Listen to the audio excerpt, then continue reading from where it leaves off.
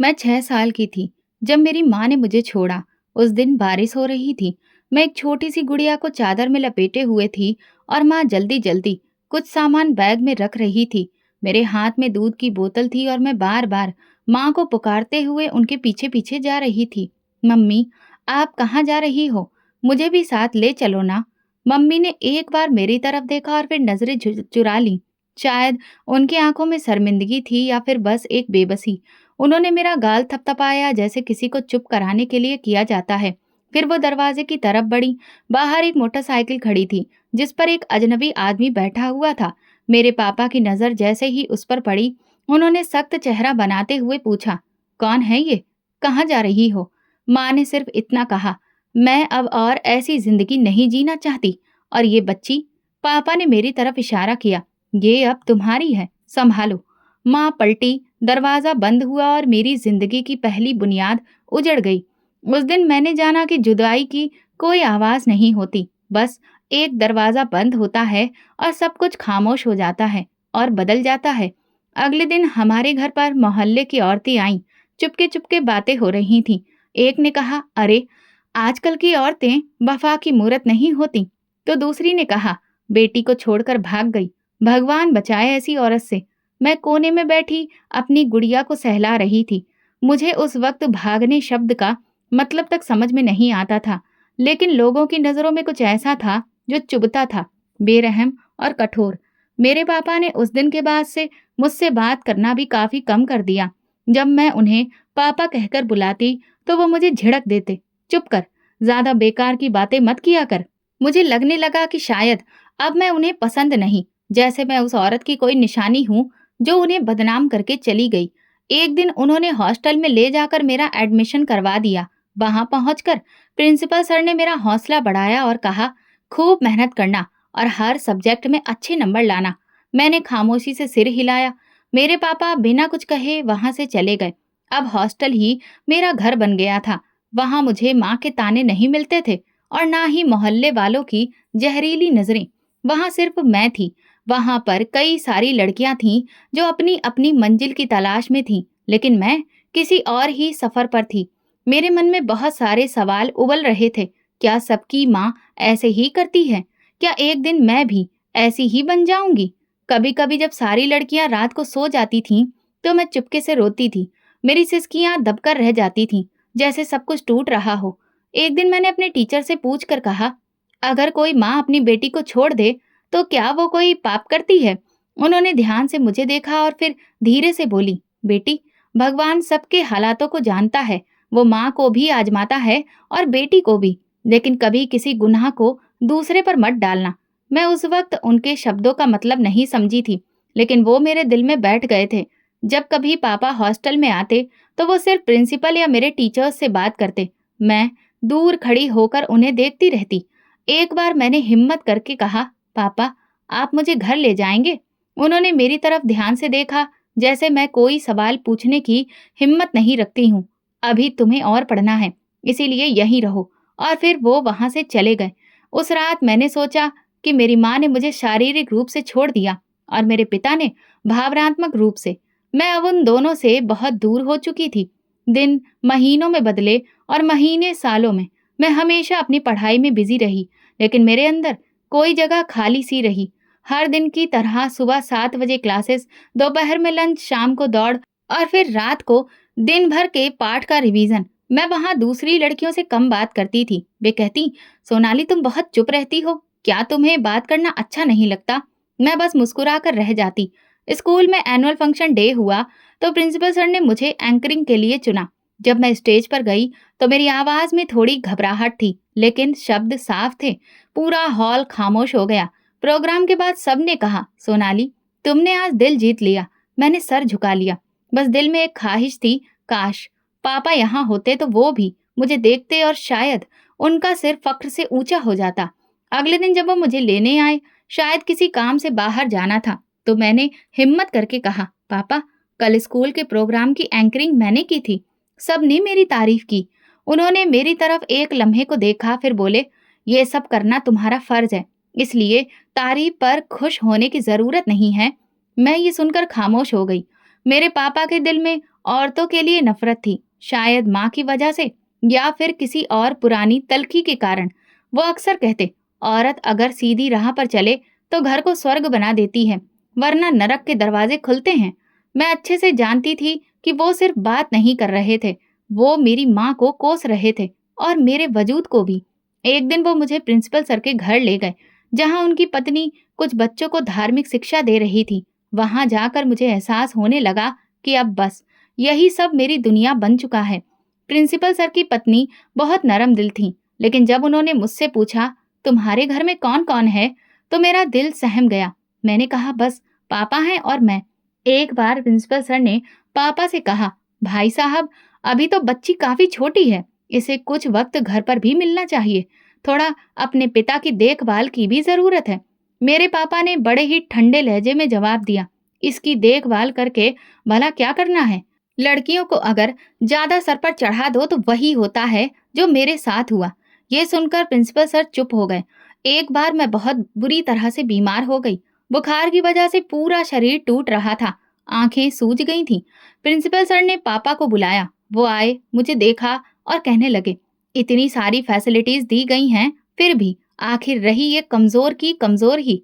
चलो अब तुम आराम करो। मैं उन्हें देख रही थी, शायद वो मेरे सिर पर एक बार हाथ फेर दें, लेकिन उनके हाथ पीछे ही रहे। प्रिंसिपल सर ने कहा, कुछ दिनों के लिए बच्ची को अपने साथ घर ले जाइए, घर पर रहेगी तो जल्दी ठीक हो जाएगी। पापा ने कहा, घर में भला कौन है, मैं तो काम पर होता हूँ, और एक अकेली लड़की को घर में रखना कोई आसान बात नहीं है। उसी दिन पहली बार मुझे लगा कि मैं उनके लिए एक जिम्मेदारी से ज्यादा और कुछ भी नहीं हूँ। हॉस्टल की जब छुट्टियां हुई तो बाकी लड़कियां अपने घर चली गईं, लेकिन मैं वहीं रही। खाली कमरा, सन्नाटा और मेरी आवाज जो बार बार भगवान से प्रार्थना कर रही थी। शायद भगवान से उन्हें मांग रही थी, क्योंकि वो दिलों की बातों को जानता है। एक दिन मुझे याद है, एक बच्ची के माँ बाप उसे लेने आए, उसे गले लगाया और चॉकलेट देकर कहा, मेरी राजकुमारी, घर चलें। मेरे दरवाजे की चौखट पर खड़े होकर वो मंजर देखा। मैं पीछे मुड़कर अंदर आ गई। मेरे पापा ने मुझे कभी भी राजकुमारी नहीं कहा और ना ही कभी वो रिश्ता महसूस कराया जो एक बाप और बेटी के बीच होता है। और तब मैंने फैसला कर लिया कि मैं अपनी पहचान अपनी काबिलियत से जोड़ूंगी। पापा की नजर में ना सही, लेकिन भगवान की नजर में तो मेरी पहचान होगी ना। शायद वो मुझे अपना ले, जब सब ने मुझे इनकार कर दिया है। शाम के वक्त जब सब लड़कियां ग्राउंड में खेलने जाती तो मैं अक्सर एक तरफ सन्नाटे में अकेली बैठी होती और अपने आप से ही बातें करती।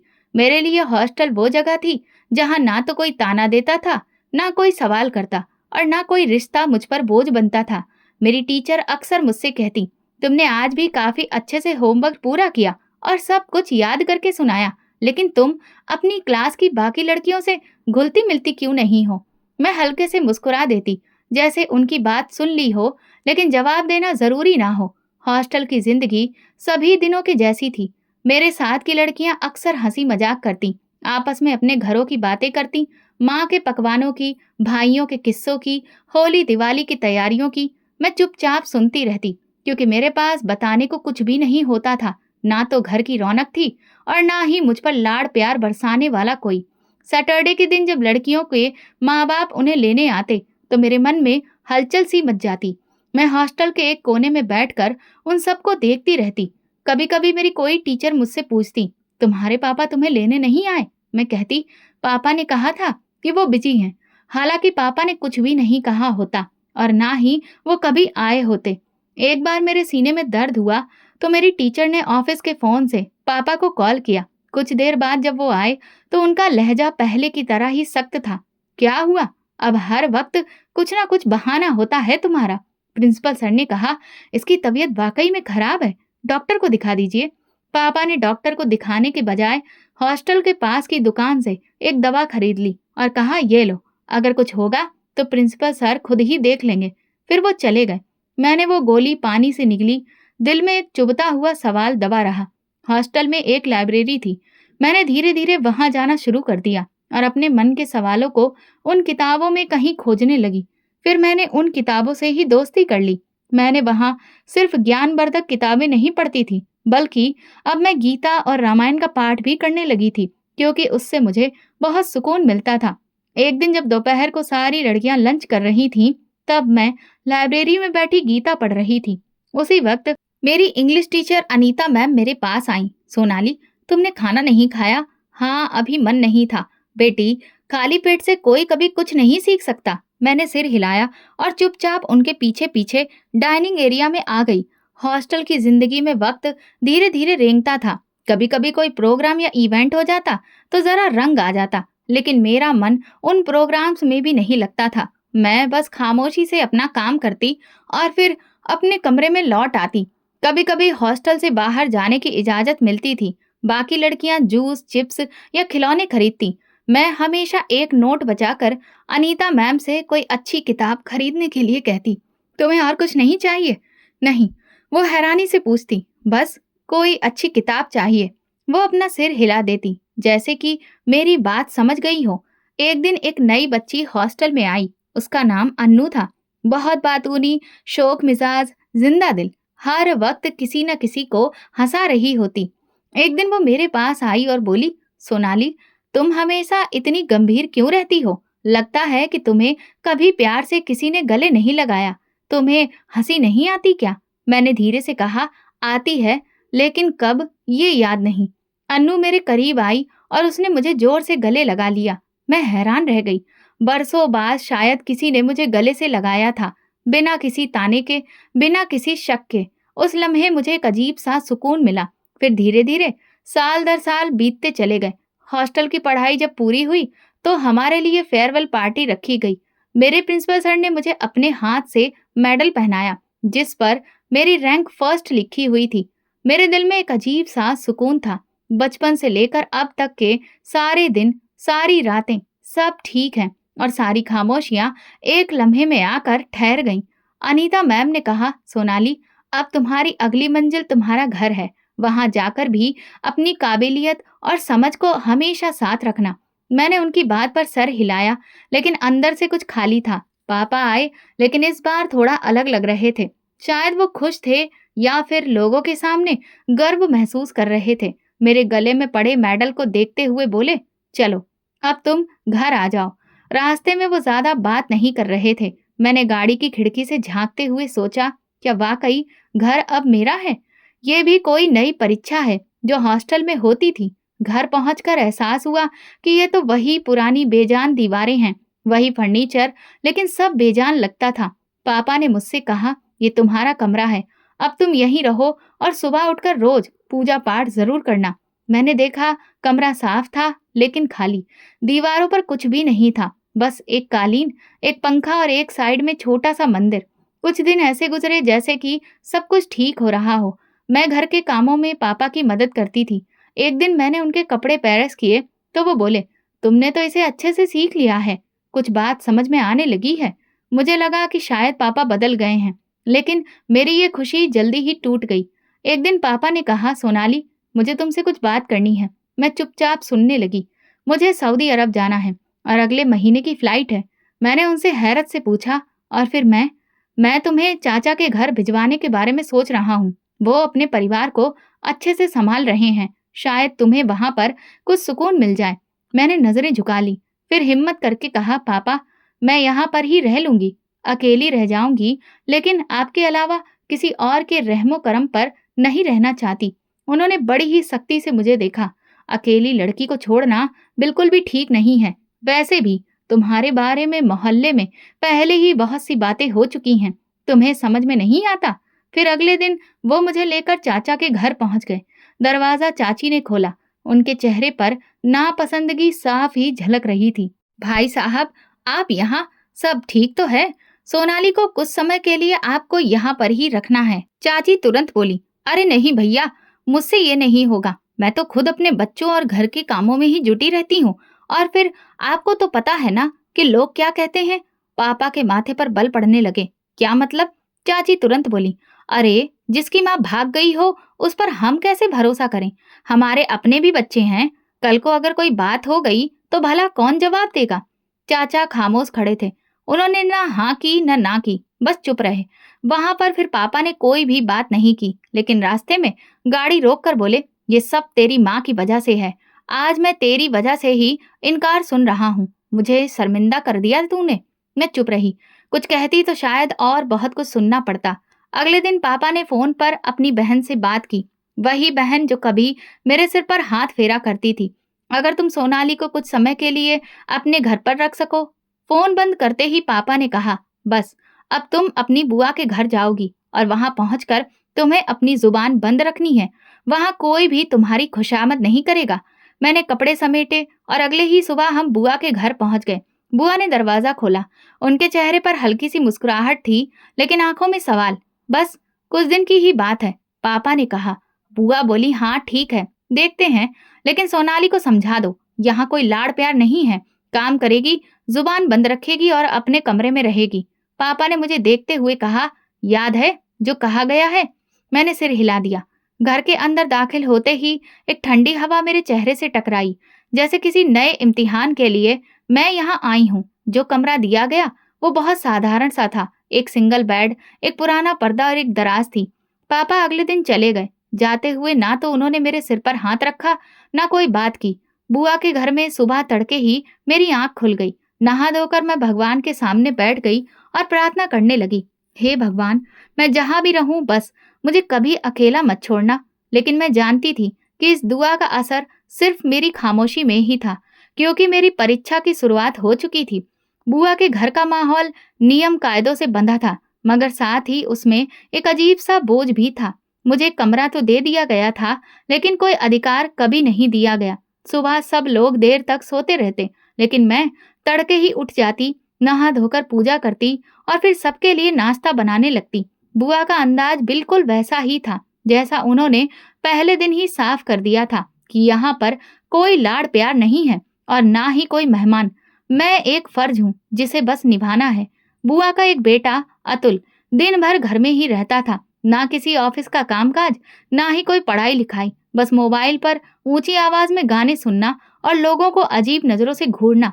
शुरू में तो वो मुझसे दूर रहता था, मगर कुछ समय बाद उसकी नजरें मेरे आसपास घूमने लगी। मैं जहां भी जाती लगता जैसे वो मुझे घूर रहा हो। किचन में काम करते हुए मैं अक्सर पीछे मुड़कर देखती, वो दरवाजे के उस पार खड़ा होता, जैसे खुद को छुपा रहा हो, लेकिन मुझे डराने के लिए काफी था।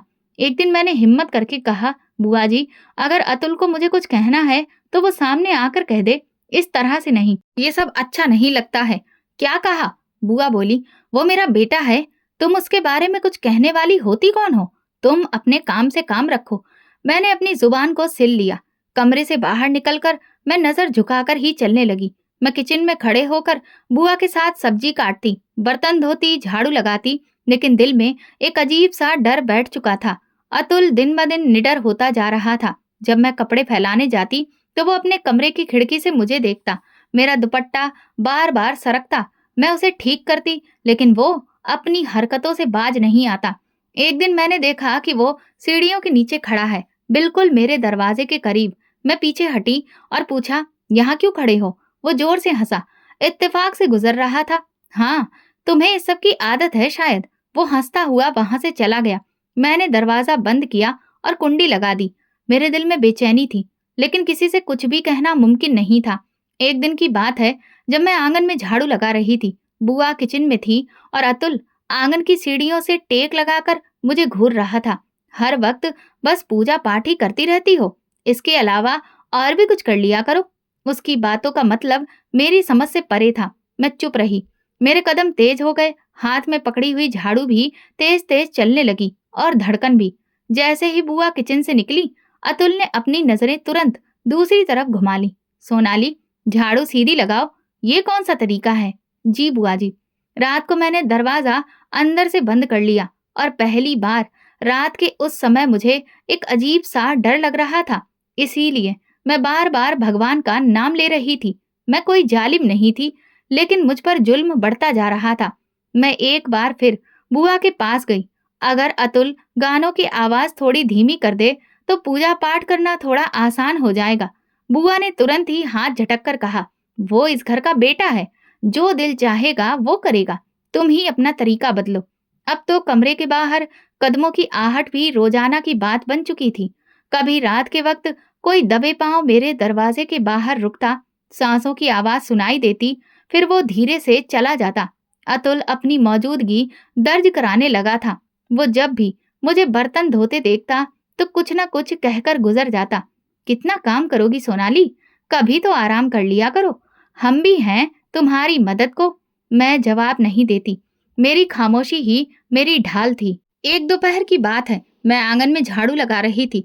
अतुल टीवी वाले कमरे से निकल कर आया और एकदम मेरे करीब आकर बोला, तुम्हें एक बात कहूं सोनाली, तुम जितनी खामोश हो उतनी ही खतरनाक लगती हो मुझे। तुम्हारी खामोशी बहुत कुछ कहती है। मैंने झाड़ू रख दी और तुरंत अंदर जाने लगी। उसने मेरा रास्ता रोक लिया। ऐसे तुम्हें जाने की इजाजत नहीं है, कुछ तो बोलो।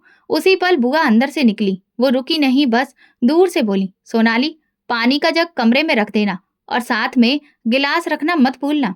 मैंने झट से रास्ता बदला और किचन की तरफ चली गई। मेरे अंदर कुछ टूट रहा था, लेकिन जुबान बंद थी।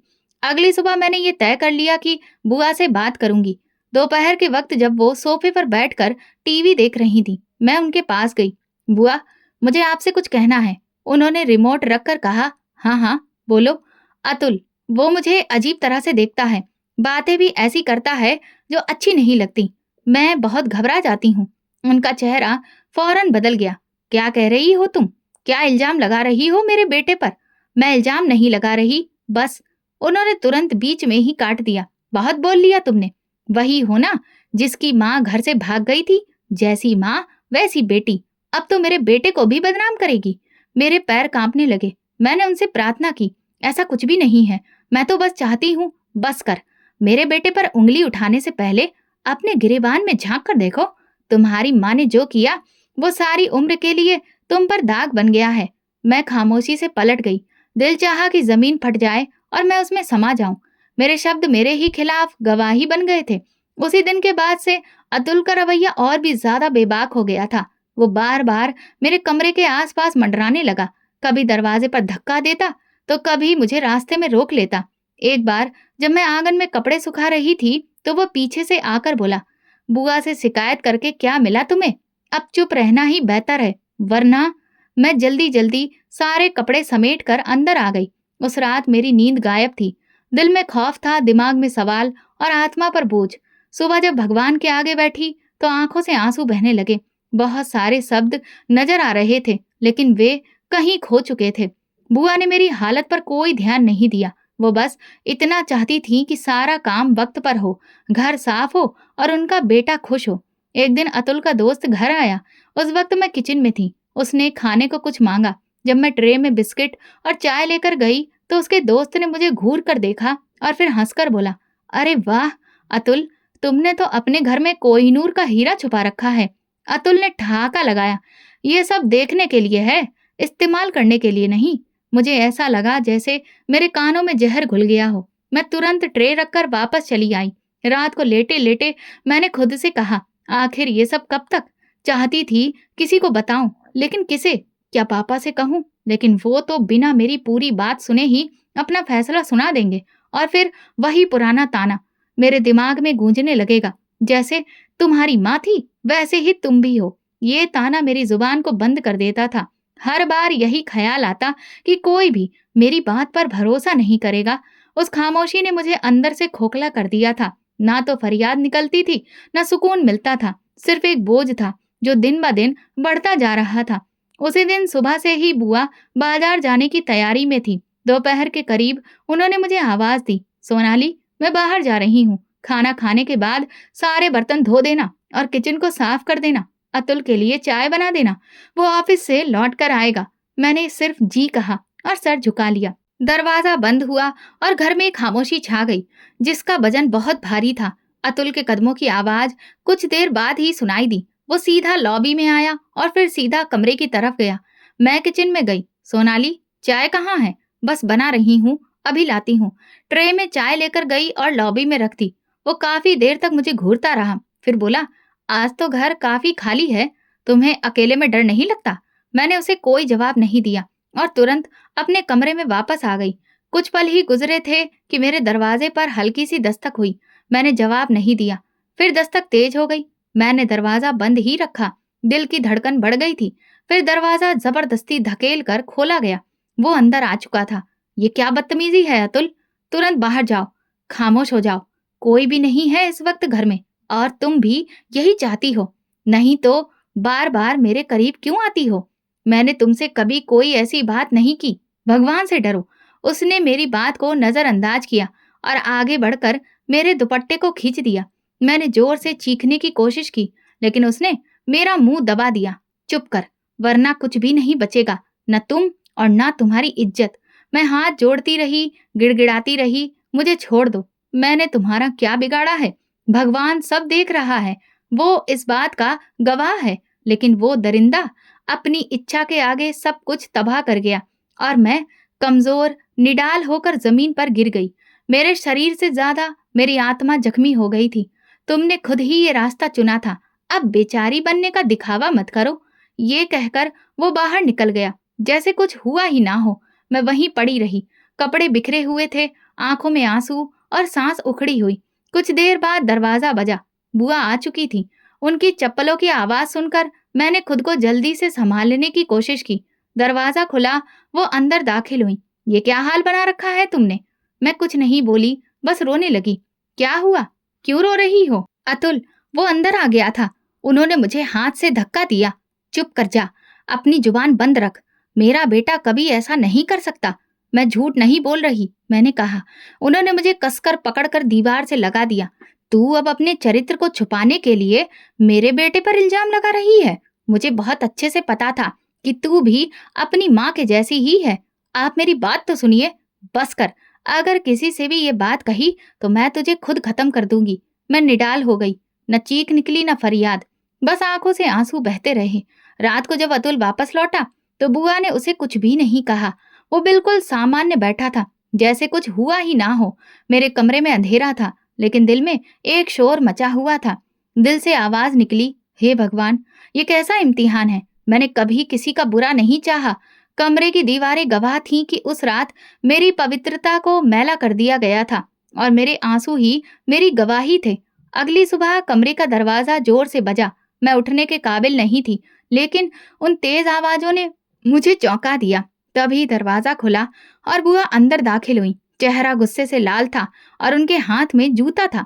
अब बस यही तमाशा तो देखने को रह गया था। मेरे ही घर में बैठकर मेरे बेटे को बहकाती रही। गिरी हुई माँ की गिरी हुई बेटी, सब एक जैसी ही होती हैं। मैं उठने की कोशिश कर रही थी, लेकिन शरीर जवाब दे चुका था। मैंने कुछ भी नहीं किया है बुआ, मैं तो खुद को बचाने की कोशिश कर रही थी। आप मेरी बात तो सुनो। चुप कर जा, अपनी जुबान बंद रख। मुझे अच्छी तरह से पता है कि तुम जैसी लड़कियां कैसे घर बर्बाद करती हैं। अतुल दरवाजे के पास खड़ा था, जैसे उसका इस सारे हादसे से कोई रिश्ता ही ना हो। बुआ ने मेरे दुपट्टे को खींचकर फेंका और बालों से पकड़कर मुझे जमीन पर पटका। मैं अच्छे से जानती थी कि एक ना एक दिन तुम्हारा असली चेहरा सामने आ जाएगा, मगर मैंने अपने बेटे पर भरोसा किया था। अब कोई शक नहीं रहा कि ये सब तुमने ही प्लान किया था। बुआ, भगवान की कसम, मैं बेकसूर हूँ। मैं लगातार रो रही थी, हाथ जोड़ रही थी। बुआ ने मुझे धक्का देकर फिर जमीन पर गिरा दिया। फिर अतुल को इशारा किया, उठाओ इसको और साथ ले चलो, आज इसका नामो निशान मिटा दो। लेकिन मम्मी, अतुल ने हिचकिचाते हुए कहा, चुप कर। अगर तुम चाहते हो कि तुम्हारे बाप को कुछ भी पता ना चले तो जो मैं कह रही हूँ चुपचाप वही कर। अतुल ने एक पुराने नौकर को बुलाया, जिसकी आंखों में एक पल को थोड़ा तरस जरूर आया, लेकिन वो अतुल की नजरों से डर गया। मैं हाथ जोड़ रही थी, भगवान के लिए मुझे मारिए मत, ना फेंकिए। मैं खुद ही कहीं चली जाऊंगी जहां मुझे कोई न पहचाने, लेकिन ऐसा मत करिए। बुआ ने मेरे गाल पर जोर का थप्पड़ मारा। बहुत बोलती है तू, बस कर। अपनी माँ की तरह तमाशा करके मेरे बेटे को फंसाना चाहती थी। मेरी आवाज बंद हो चुकी थी। अतुल ने मेरी कलाइयों को रस्सी से बांध दिया और नौकर ने मुंह पर कपड़ा लपेट दिया। मुझे खींचते हुए वे घर के पिछले दरवाजे से बाहर ले गए। रास्ते में कोई एक बार भी नहीं रुका, ना ही कोई सवाल किया। मेरे पैर घिसट रहे थे, कपड़े मिट्टी में सन चुके थे, आंखों में डर था, लेकिन जुबान जम चुकी थी। एक सुनसान जगह जहां कचरे के ड्रम रखे जाते थे, वहां ले जाकर उन्होंने मुझे जमीन पर पटका। मेरी हिचकियां बंधी हुई थीं, दिल कांप रहा था। यही ठीक जगह है, यहाँ किसी को भी कुछ पता नहीं चलेगा। अतुल ने नौकर से कहा, लेकिन साहब, ये तो गलत है, ये गुनाह है। मुंह बंद कर। तेरी नौकरी अभी बाकी रखनी है ना, या नहीं? नौकर चुप हो गया। मुझे उठाकर ड्रम के पास फेंक दिया गया। मेरे मुंह पर टेप था, हाथ बंधे हुए थे, आंखें बंद होने लगी थीं। दिल में बस एक ही बात गूंज रही थी, हे भगवान, मैंने ऐसा कौन सा गुनाह किया था? मैंने आपकी भक्ति में कभी कोई कमी नहीं रखी, आपका नाम हमेशा इज्जत से लिया, तो आपने मुझे इस तरह बेसहारा क्यों छोड़ दिया? सांस धीरे धीरे बंद होने लगी थी। मैंने धीरे से आसमान की तरफ देखा, जैसे मेरे और भगवान के बीच बस कुछ ही पल की दूरी रह गई हो। फिर जैसे कुछ सुनाई ही नहीं दिया। हर आवाज, हर शिकायत, हर सदा, सब कुछ खामोशी में बदल गया। मेरे लिए वक्त वहीं रुक चुका था, शरीर बेजान, मगर दिल अभी भी सवाल कर रहा था। शायद वही फरियाद थी जो खामोशी में सुनी जाती है। कमरे की छत हल्की धुंधली सी दिखाई दे रही थी। आंखें खुली तो सांस लेने में दिक्कत हो रही थी, मगर शरीर में हल्की हल्की हरकत थी। मन में एक ही सवाल घूम रहा था, मैं अभी जिंदा हूँ? मैंने गर्दन मोड़कर देखा तो वही कमरा, वही बुआ, वही घर। मैं हैरान रह गई, ये कैसे मुमकिन हो सकता है? दरवाजा खुला। एक अजनबी लेकिन सख्त आवाज सुनाई दी, सोनाली, तुम होश में आ गई हो? एक जवान लेकिन साफ चेहरा लिए लड़का मेरे सामने था। उसके पीछे ही बुआ खड़ी थी, लेकिन उनके चेहरे पर सख्ती, गुरूर या नफरत नहीं, बल्कि खामोशी और बेचैनी थी। तुम मुझे नहीं जानती, मेरा नाम समीर है, अतुल का बड़ा भाई। मैं एकदम संभल कर बैठने लगी, लेकिन मेरा शरीर साथ नहीं दे रहा था। तुम घबराओ नहीं, अब तुम सुरक्षित हो। ये सब कैसे? मैंने हल्के लहजे में पूछा। बुआ ने अपना मुंह मोड़ लिया। समीर ने आगे बढ़कर मेरे पास कुर्सी पर बैठते हुए कहा, मैं कल रात लंदन से आया था। जैसे ही घर पहुंचा, एक नौकर ने बताया कि घर में कुछ अजीब हुआ है। अतुल की हरकतों का मुझे पहले भी अंदाजा था, लेकिन इस बार जो सुना वो हद से ज्यादा बढ़कर था। क्या बताया उसने? मैंने डर कर पूछा। सब कुछ। कहा कि माँ के हुक्म पर तुम्हें कचरे के डिब्बे में फेंक दिया गया था, और जब मैंने उस पर दबाव डाला तो उसने मुझे वो जगह बता दी। मैंने बेसाख्ता पूछा, तो आप मुझे वहां से बचा कर लाए? हाँ। तुम बेहोश थी, सांस बहुत हल्की हो चुकी थी। मैंने तुम्हें तुरंत अस्पताल पहुंचाया, लेकिन पुलिस को जानकारी देने से पहले सोचा कि तुम्हारा बयान जरूरी है, तुम्हें समझने की मोहलत दी जाए। बुआ ने पहली बार अपनी जुबान खोली। समीर, मैंने तुम्हें पहले ही बताया था कि ये लड़की घर का सुकून बर्बाद कर रही थी, अतुल को फंसा रही थी। समीर की नजरें एक लम्हे के लिए सख्त हो गईं। बस करिए माँ, सच सुनने की हिम्मत रखिए। ये लड़की नेक है, आपके बेटे ने इसकी इज्जत पर दाग लगाया और आपने इसे ही दोषी ठहराने की कोशिश की। अब और झूठ मत बोलिए। बुआ चुप हो गई। शायद बेटे के लहजे में वो बात थी जिसने उनके गुरूर को चुप करवा दिया। मैं अभी भी हैरान थी, आपने मेरी बात पर भरोसा कैसे कर लिया? क्योंकि मैं तुम्हारे जैसी लड़कियों को जानता हूँ, और अपने भाई को भी। ये पहली बार नहीं है, उसने पहले भी ऐसी हरकतें की हैं, लेकिन माँ हमेशा उसकी हरकतों पर पर्दा डालती रही। समीर की बातों में तल्खी थी, लेकिन सच्चाई छिपी नहीं थी। वो वही सच्चाई कह रहा था जो इससे पहले किसी ने भी नहीं सुनी थी। मैंने बड़ी मुश्किल से कहा, अब क्या होगा? अब इंसाफ होगा। अतुल को तुमसे शादी करनी होगी, और अगर उसने इनकार किया तो फिर मैं शादी करूंगा। उसे ये अधिकार नहीं कि किसी की इज्जत छीन ले और उसे लौटाए बिना चला जाए। बुआ तुरंत बोली, ये क्या कह रहे हो? शादी? वो भी इससे? हाँ, और आपको याद हो, आपने ही कहा था जो लड़की घर बर्बाद करे उसकी शादी या फिर उसका घर नहीं होता। लेकिन अब ये मेरे साथ रहेगी। बुआ ने गुस्से से कहा, तुम्हें शर्म नहीं आती? समीर ने तुरंत कहा, शर्म मुझे तब आई थी जब मैंने तुम्हें देखा था। एक माँ होकर मासूम लड़की को मारकर ड्रम में फेंकने की कोशिश की। तुमने तो माँ का रिश्ता भी गंदा कर दिया। उसी वक्त अतुल कमरे में आया और समीर को देखकर घबरा गया। यहाँ क्या हो रहा है? वही जो होना चाहिए। तुम्हें शादी करनी है सोनाली से? क्या? मैं? बिल्कुल भी नहीं। ठीक है, तो फिर मैं करूंगा, लेकिन तुम्हें इस घर में नहीं रहने दूंगा। तुमने अपनी माँ की परवरिश का सबूत दे दिया है, अब तुम्हारा कोई भरोसा नहीं रहा। अतुल चुपचाप पलट गया और बुआ के हाथों में हार साफ दिख रही थी। कमरे में सन्नाटा छा गया। समीर ने मेरी तरफ देखा। तुम्हारी जिंदगी का दरवाजा बंद नहीं हुआ है सोनाली, बस थोड़ा हिम्मत और रखना। मैंने पहली बार किसी की आंखों में अपने लिए इज्जत देखी, सुरक्षा देखी। मेरे अंदर जो रोशनी दब चुकी थी वो एक बार फिर से जलने लगी। अगर समीर नहीं आता तो शायद मैं एक लाश में बदल चुकी होती। मैंने धीरे से सिर हिलाया। मेरे पास उसके लिए शुक्रिया कहने के अलावा और कुछ भी नहीं था। सुबह हो चुकी थी और मैं भगवान के सामने हाथ जोड़कर बैठी थी। कमरे में हल्की सी दस्तक हुई। समीर कमरे में दाखिल हुआ। चेहरा संजीदा और नजरों में दृढ़ निश्चय था। सोनाली, आज बात पूरी करनी है, इंसाफ अधूरा नहीं रह सकता। मैं पीछे पलटी और धीरे से सिर हिलाया।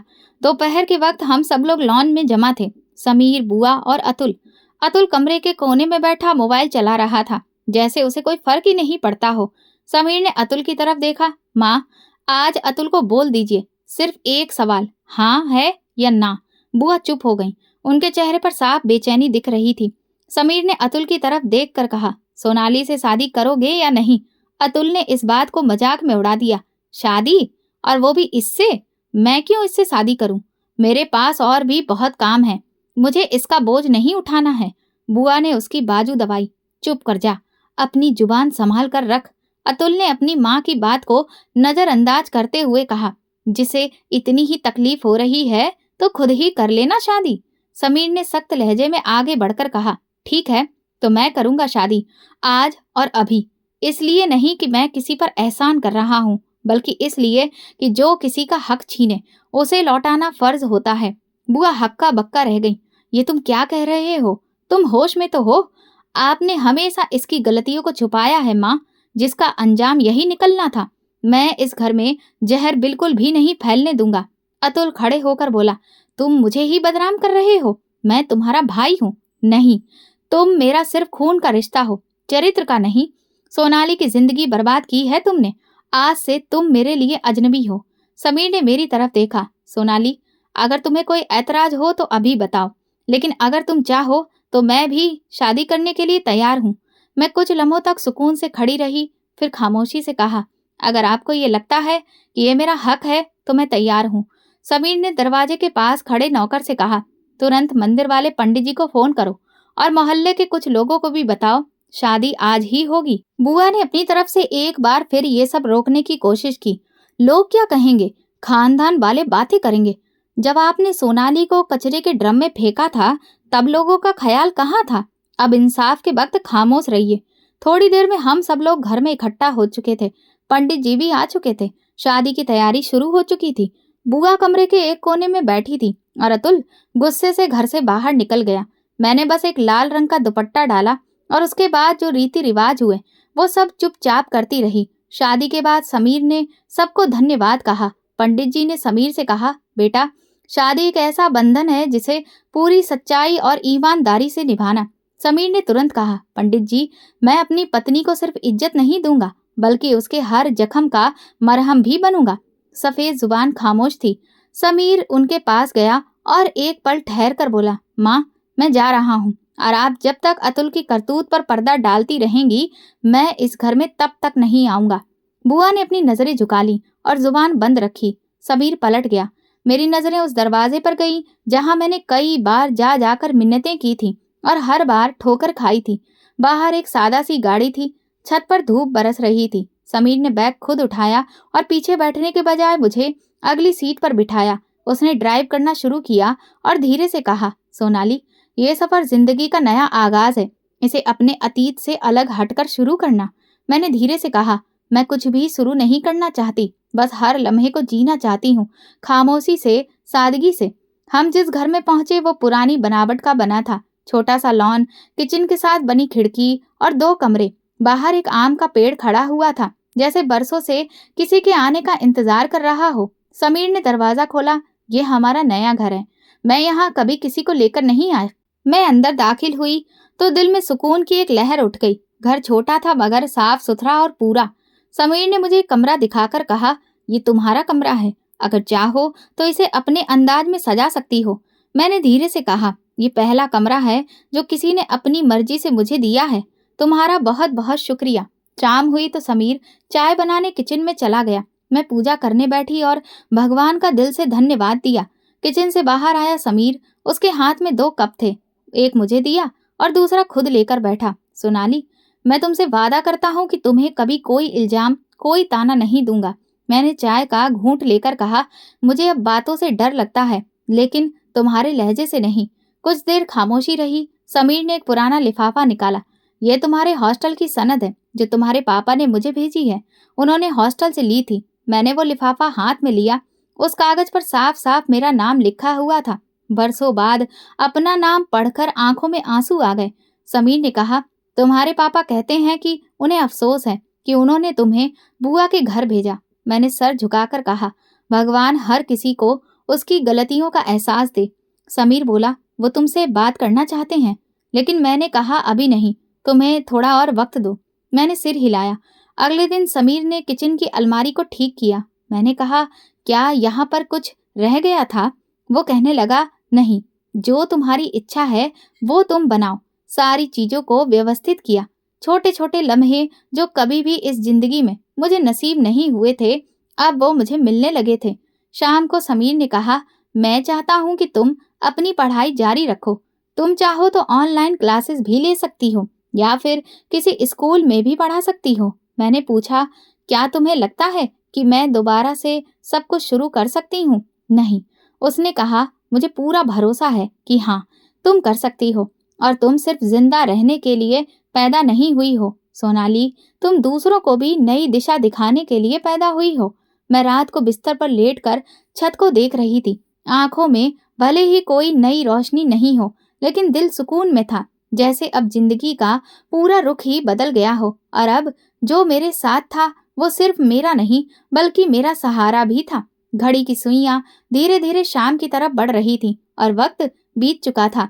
आंगन में मेरा छोटा बेटा साइकिल चला रहा था और बड़ी बेटी खिड़की के पास बैठकर अपना होमवर्क कर रही थी। मैं दरवाजे के पास बैठी चाय का कप पकड़कर सोच रही थी, ये वक्त कितना बदल गया है, लेकिन कुछ लम्हे, कुछ चीजें, कुछ एहसास वो कभी नहीं बदलते। समीर आज भी वैसा ही है, एक बेहतरीन पति, बच्चों की जिम्मेदारी लेने वाला बाप।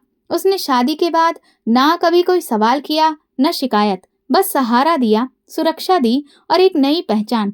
हम लोग इंग्लैंड में शिफ्ट हो चुके थे। यहाँ जिंदगी बहुत अच्छी थी, माहौल साफ सुथरा, सब कुछ नया था, लेकिन यादें अभी भी वैसी ही थी। एक कोने में जब भी बैठती तो अतीत की यादें अक्सर दिल में दस्तक देती थी। समीर कभी कभी कहता है, सोनाली, तुम बहुत मजबूत हो, लेकिन तुम्हें मजबूत बनने का कोई शौक नहीं था। हालातों ने तुम्हें ऐसा बनाया। जिसके साथ भगवान हो उसे हालात भी तोड़ नहीं सकते, बस हिम्मत को बढ़ाते हैं। हमारी जिंदगी में नया मोड़ तब आया जब एक दिन समीर ने मेरे सामने अखबार की एक खबर रखी। अतुल को लंदन में एक लड़की की जिंदगी बर्बाद करने के इल्जाम में गिरफ्तार कर लिया गया है।